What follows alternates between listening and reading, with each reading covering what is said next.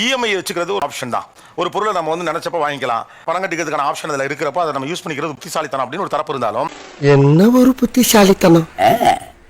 இன்னொரு பக்கம் இந்த இஎம்ஐ இல்லாமல் வாழக்கூடியவர்களும் இருக்கிறார்கள். ஆக்சுவலாக இப்போ அதுக்குள்ளே போயிட்டு இது ஒர்க் அவுட் ஆகாது அப்படின்னு அதுலேருந்து செட் பேக் ஆகி பின்னால் வந்தவங்களாம் இருக்கலாம். அதை வேற ஞாபகப்படுத்திட்டீங்க. நெஞ்சமெல்லாம் பொண்ணா இருக்கு தம்பி, மறக்க முடியல.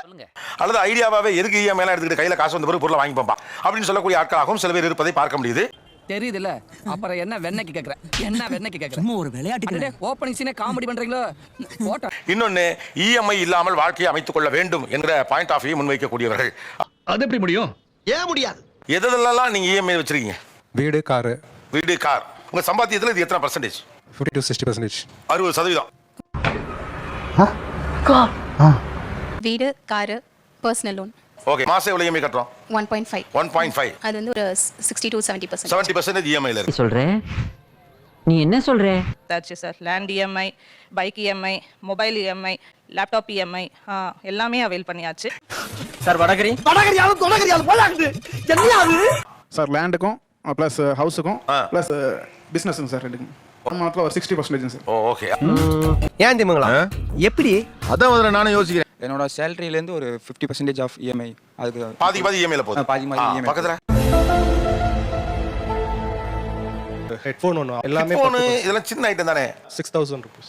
அதான் கேட்குறேன், 6000 ரூபாய் ஐட்டம்லாம் என்னத்துக்கு போய் இஎம்ஐல வாங்குறீங்கன்னு.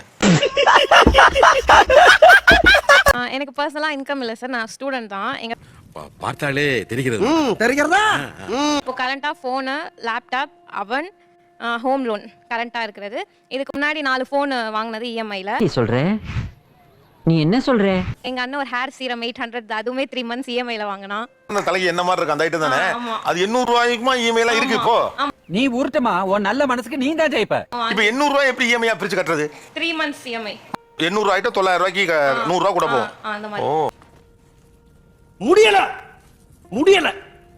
ஹெல்த் இன்சூரன்ஸ் அது ஒரு 6 மாசத்துக்கு 20,000. அப்புறம் ஸ்கூல் ஃபீஸ். ஸ்கூல் ஃபீஸ் தான் இஎம்ஐல கட்டலாம், கிரெடிட் கார்டுல. கிரெடிட் கார்டுல அவசரப்பட்டு இறங்கி விட்டோமோ? அதுல என்ன சந்தேகம்?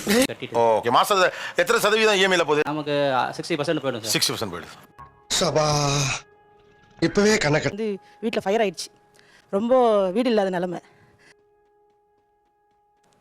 சிட்ல கடையில் தான் இருந்தோம், 2 பேர் கூட படுக்க முடியாது. அது மாதிரி நிலைமையில் இருக்கும் போது யார்கிட்ட கேட்டோம், கொடுக்கல. லாஸ்ட்ல இஎம்ஐ தான் எனக்கு கை கொடுத்துச்சு. ஆண்டு காலம் வாழ்க, நோய் நொடி இல்லாமல் வளர். ஓகே, இப்போ எவ்வளவு கட்டிட்டு இருக்கீங்க இஎம்ஐ? இப்போ பர்சனல் லோன் வந்து 6500 ரூபாய் கட்டிட்டு இருக்கேன் சார். உங்களை மாதிரி மனுஷன்லாம் இருக்கனாலதான் கொஞ்சமாச்சும் மழை பெய்யுது. ஹேர் சீரம் 800 ரூபாய் ஐட்டம்லாம் வாங்கியிருக்கான் அவருக்கு, அதுக்கான வாய்ப்பும் இருக்கு. அப்படி இருந்தும் நீங்கள் எப்படி இஎம்ஐ இல்லாமல் வாழ்கிறீங்க? இப்போ நாங்கள் எங்கள் வீட்டில் 3 பேர் சம்பாதிக்கிறோம்னு வச்சுக்கோங்க. ஆஹா. ஒருத்தரோட அது வந்து ஃபுல்லாக சேவிங்ஸ், ஒருத்தரில் எமர்ஜென்சி ஃபண்டுக்கு ஒதுக்கிடுவார், இன்னொன்று வந்து எங்கள் அம்மாவோட சம்பாத்தியம் வந்து வீட்டுக்கு போயிடும். என்ன ஒரு புத்திசாலித்தனம்.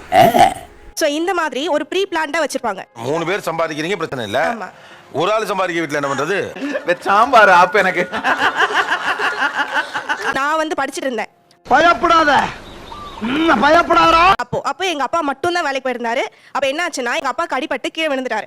6 மாசம் வேலைக்கு போகல. அதான் எப்படி மேனேஜ் பண்ணீங்கன்னு கேக்குறேன். ஒரு ஆர்டரா ஃப்ளோவா போய்கிட்டு இருக்கல, கூட பேசினா மறந்துட மாட்டானா. இப்போ சேர்த்து வச்சிட்டு இருந்தாருல, அந்த காசை எடுத்து யூஸ் பண்ண ஆரம்பிச்சோம். சோ அதாவது இஎம்ஐக்கு செலவு பண்ணாம சேவ் பண்ணி வச்ச காசை அவசர காலத்துல பயன்படுத்துறீங்க. கரெக்ட். ரைட். இது என்ன பிரமாதம்? இதை விட பெசலைட் ஒன்னு இருக்கு. ஜாப் ஜாயின் பண்ண புதுசுல எனக்கு ஒரு ஃபோன் வந்து காலேஜ் போகும்போது வாங்கி கொடுத்துருந்தாங்க அப்பா. ஆனா அந்த ஃபோன் வந்து நான் 3 years யூஸ் பண்ணிட்டேன். சைலன்ஸ். ஆனா ரொம்ப கிளாரிட்டி எல்லாம் கம்மி ஆயிடுச்சு மொபைல்ல. மாசத்துலயே எனக்கு இஎம்ஐ கொடுக்கறதுக்கு ரெடியா இருந்தாங்க. வீட்ல வந்து ஸ்ட்ரிக்ட்டா இல்ல வாங்க கூடாது ஃபோன் அப்படின்னு சொன்னாங்க. அடங்கப்பா, இது உலக நடிப்புடா சாமி. எல்லாரும் இஎம்ஐல வாங்குறாங்க அப்படிங்கிற மாதிரியான ஒரு நோஷன் இருந்துச்சு. அவங்க என்ன சொன்னாங்கன்னா, அது வந்து ஒரு பழக்கமா ஆகுங்கிறத வந்து அவங்க நோட்டீஸ் பண்ணாங்க. ஆம். சின்ன விஷயத்துக்கே வாங்குறமே, யோசிக்காம ஒரு என்டைட்டில்மென்ட் இல்லாம அந்த இதுக்கு நீ போயிடுவே. எடுத்த உடனே லோனுக்கு போயிடும். ஐயோ, பிறகு இந்த மாதிரி லோன் இஎம்ஐல வாங்க வேண்டாம், கையில 0% கொடுத்தா கூட வாங்க வேண்டாம் அப்படின்னு ரொம்ப வலியுறுத்தி சொன்னது யார்? அப்பாவா அம்மாவா? அப்பாதான் சார். இந்த மகா சிந்தனை உங்களுக்கு எப்படி தோன்றியது? அப்படியே நான் என்ன சொல்வேன்னா, தயவு செஞ்சு இஎம்ஐ வாங்காதீங்க. அன்டுவர்டா 3 மாசம் வேலை இல்லாம போச்சுங்கிறது ரொம்ப மோசமான நிலைதான். அது நீங்கள் ஆரம்பிங்க. ஆனா இப்ப நீங்க இஎம்ஐக்கு போக போய் தானே உங்ககிட்ட ஒரு வீடு இருக்கு, இப்ப நீங்க வேலைக்கு போறீங்க. ஏன் அவ்வளவு கடன் படணும்னு நான் கேக்குறேன். நீர் மங்கினி அமைச்சர் என்பதை மணிக்கு ஒரு முறை காட்டிக்கொண்டே இருக்கின்றாய். சரி, இப்ப நானும் வேலைக்கு போற மாதிரி ஆயிருச்சே. நல்லதானே? எதுக்கு சார் நான் வந்து ஹவுஸ் ஒய்ஃபா இருக்கிறது தான் சார் எனக்கு வீட்ல இருந்து என் குழந்தைகளை பாத்துக்கணும். புரிகிறதா? அங்கிட்டே கையை காட்டுறீங்களே என்ன? அங்கதான் அங்க உட்கார்ந்து இருக்காரா? சார். ஆமா. நோ பே நோ கெயின் சார். இல்ல புரியல. வாடகை வீட்டில் இருந்தாலும் நம்ம மாதம் மாதம் வாடகை ஒரு 10,000 கொடுத்தானே சார் ஆகிறோம். அப்போ இஎம்ஐயில் நமக்கு அது போச்சுன்னா நமக்கு ஒரு காலகட்டத்தில் ஒரு 10 வருஷத்துல ஒரு 15 வருஷத்துல வீடு நமக்கு சொந்தமாயிடுது இல்லையா? வாய்ப்பில்லை ராஜா, வாய்ப்பில்லை. இல்லையா? இவங்க வேலைக்கு போன ஆசைப்படுற கேரக்டர் இல்ல. வீட்டுல அமைதியா பிள்ளைகளை பார்த்துட்டு சந்தோஷமா இருக்க நினைக்கிறாரு. இப்ப நீங்க போட்ட பிளான்ல இப்ப இவங்களும் வேலைக்கு போக வேண்டியிருக்கேன்.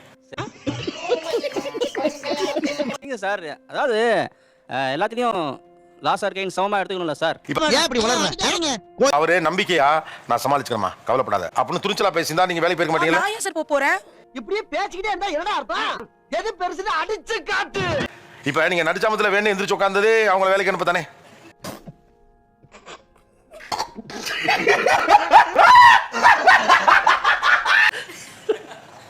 ஆமா சார். அப்புறம் என்ன, ரைட்டு தானே?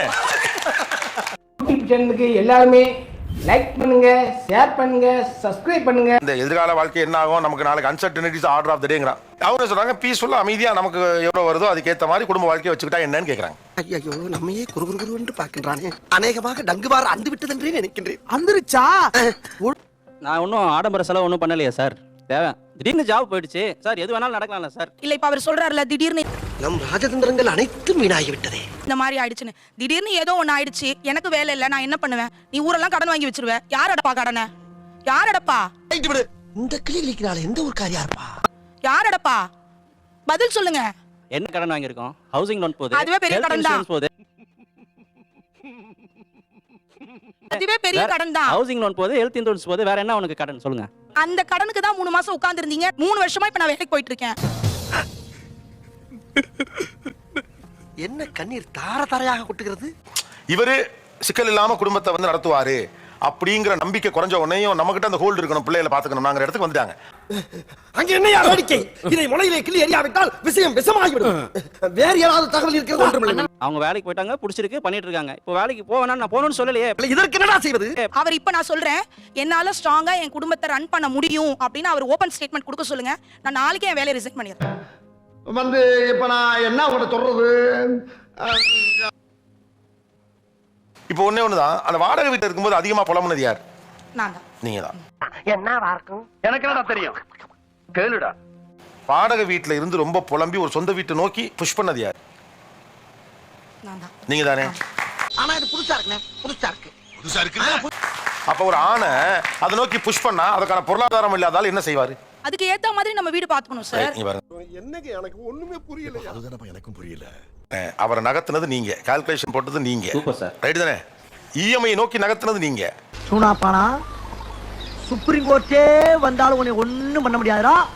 இதை இப்படியே மெயின்டைன் பண்ணு. நீங்க தான் இஎம்ஐக்கு அவரை புஷ் பண்ணிருக்கீங்க. அவர் கட்டிடுவாருன்ற அந்த ஹோப்ல தானே சார் நாங்க. ஏம்மா, இப்ப முடிவு ஏன் எடுக்கிறது கட்டல? நான் மட்டும் கிடையாது, அவரும் சேர்த்து தானே. அதுதான்மா.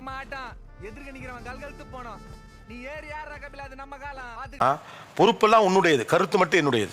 இதென்ன கதை? ஒரு அசிங்கமாய் போச்சு குமார். நன்றி, வணக்கம்.